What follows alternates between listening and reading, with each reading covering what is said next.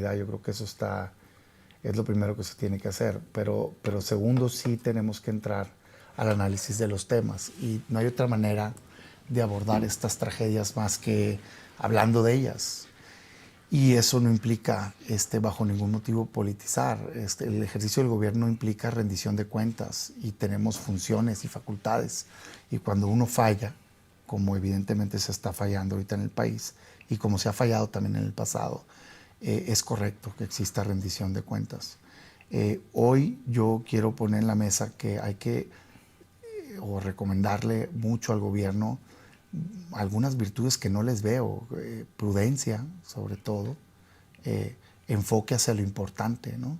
Yo escucho hablar de muchos temas que para mí no están ni en el 10º lugar de importancia en este momento y siento que les dan como la importancia principal. Pero bueno, déjame estructurar mi comentario. 3 temas en una primera intervención. Primero, el coraje, la impotencia, la frustración, te decía yo, que da, la tristeza, que se mate a una persona, que se asesine a una persona, porque no perdió la vida, lo asesinaron. Que estaba luchando por traerle paz a su ciudad, a su zona. Por supuesto que siempre duele cualquier muerte, pero este es un caso muy visible de una persona que sabía el problema que había y que decide enfrentarlo con el costo que tenía. Entonces sí da mucho coraje, mucha tristeza que en nuestro país quien haga eso lo maten. Segundo, me parece que se tiene que poner en la mesa el hecho que tú comentabas, que era desgraciadamente algo que él mismo decía que podía pasar. O sea, es algo muy previsible, sí, y muy anunciado incluso por él, en donde decían es que esto tiene solo estos fines y por eso pido ayuda. O sea, no tuvo miedo de pedir ayuda, levantó la voz muchísimas veces en distintos momentos, ¿eh? Sí. Y en distintos momentos hizo críticas también hacia más al pasado, cuando empezó, al presente, renuncia a Morena precisamente haciendo esas denuncias. Hay videos donde dice está lo peor del pasado ahí. Después, como persona, me imagino, digamos, objetiva, cuando recibe una ayuda, la acepta y dice, oye, qué bueno, parece que puede ser el principio de algo bueno. Sí, nada más que unas semanas después denuncia que le quitaron la ayuda. 2 semanas. No, anticipándome a que anden presumiendo solo un pedazo de la historia, ¿no? Y entonces tienes un caso, una persona que estuvo levantando la voz, pidiendo ayuda, y evidentemente, yo no digo que no haya habido ninguna acción, pero las que hubieron evidentemente no fueron suficientes. No solo por él, sino en todo el estado, lo que está pasando en Michoacán. Hay un desgobierno, es un estado fallido lo que está pasando en Michoacán. Y desde hace mucho tiempo, nada más que ahorita está peor que nunca. Superan los homicidios juntos a todos los muertos de todos los sexenios anteriores, de los 2 sexenios anteriores, antes de que le echen la culpa, los supera completos, ¿no? Hace unos días mataron al líder de los productores también. Estamos hablando de la zona. Entonces, el mismo día mataron a otro.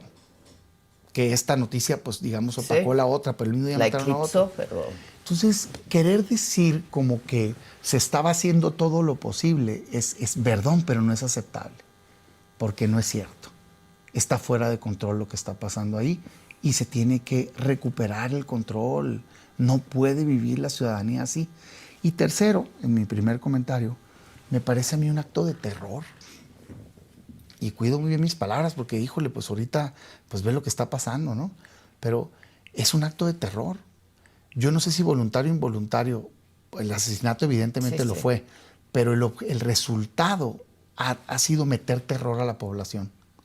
O sea, a los ciudadanos de la zona no quiero ni pensar, pero el mensaje es brutal para cualquier alcalde, para cualquier productor. ¿Por qué? Porque es, si tú denuncias, te matan. Entonces, cuando dicen, ¿dónde están las denuncias? Pues el que denuncia lo matan, ¿no? Y el Estado no hace nada.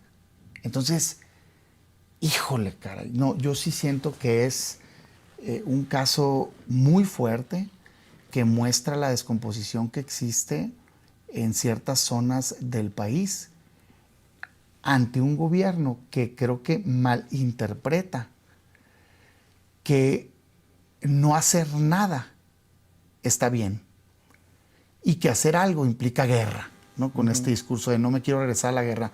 No, güey, es que date cuenta, güey. Con todo respeto, nadie queremos guerra.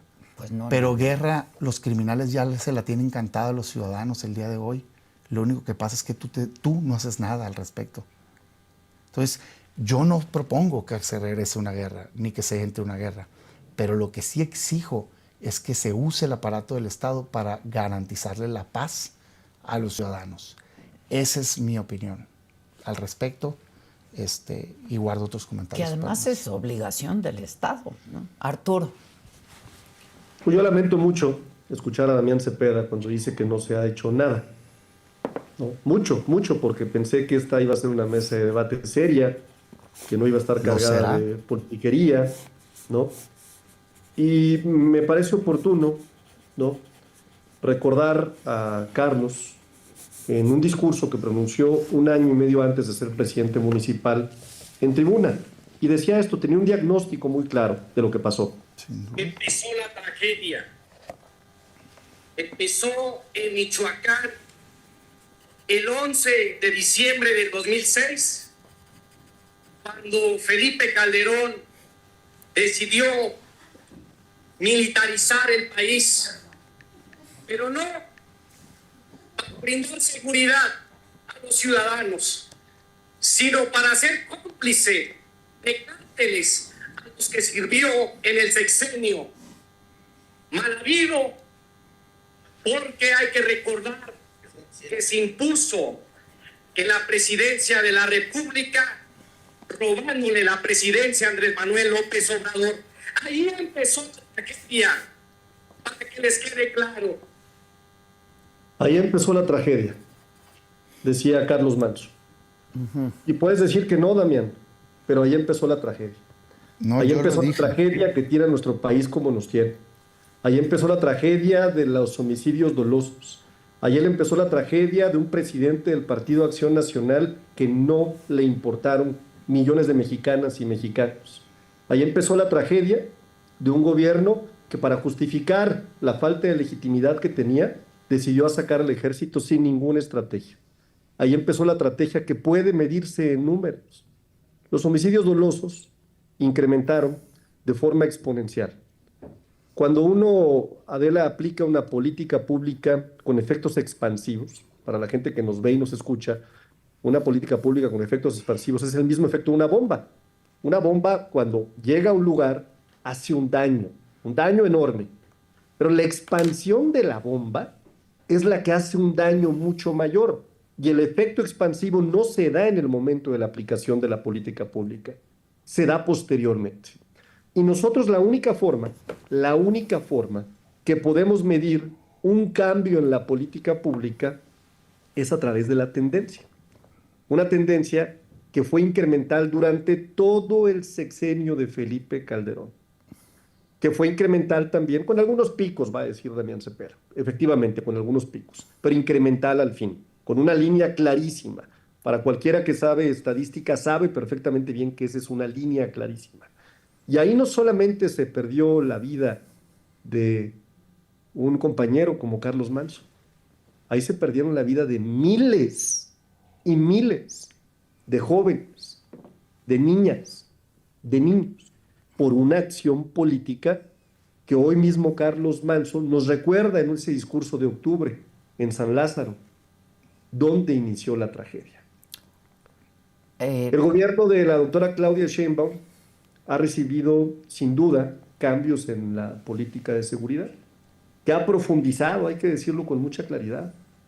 Las y los diputados de nuestro movimiento y de otros grupos parlamentarios hemos aprobado reformas constitucionales como nunca.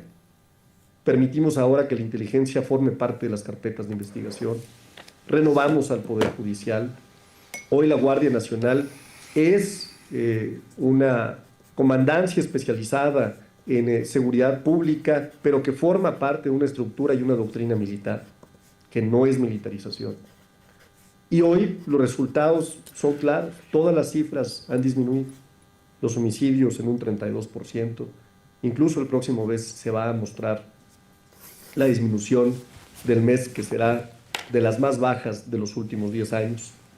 El feminicidio el secuestro, el robo a casa, habitación, el robo a transporte, todo, ¿no? Entonces, me parece que para hacer un diagnóstico serio, no se puede venir a esta mesa a decir no se ha hecho nada. Porque se ha hecho mucho para revertir los efectos de una pésima administración que nos dejó, lamentablemente, un daño terrible. Y claro, a Michoacán, ahí de donde era Felipe Calderón. Pero corríjame también. Arturo, pero no fue que sí efectivamente comenzó Felipe Calderón en Michoacán a petición del entonces gobernador del estado. Lázaro Cárdenas. Lázaro Cárdenas Batel, Jefe de hoy oficina. jefe de oficinas de la presidenta. Sí, claro, por supuesto, Bueno. pero a ver, la política pública nacional fue la que determinó Felipe Calderón. Ok. Esa es la realidad, pero eso no es lo peor. Supongamos que este presidente, ¿no?, que pasará a la historia como el peor presidente de la historia de México, panista, por supuesto, ¿no?, por lo menos se hubiera equivocado en la política pública. Bueno, hay gente que simple y sencillamente no tiene talento para esto. Pero además, vincularte con el cártel de Sinaloa, que tu secretario de Seguridad Pública haya apoyado permanentemente a un cártel pensando que puede disminuir a otro cártel, ¿en serio? Pues ¿en qué estaban pensando estos panistas y este presidente?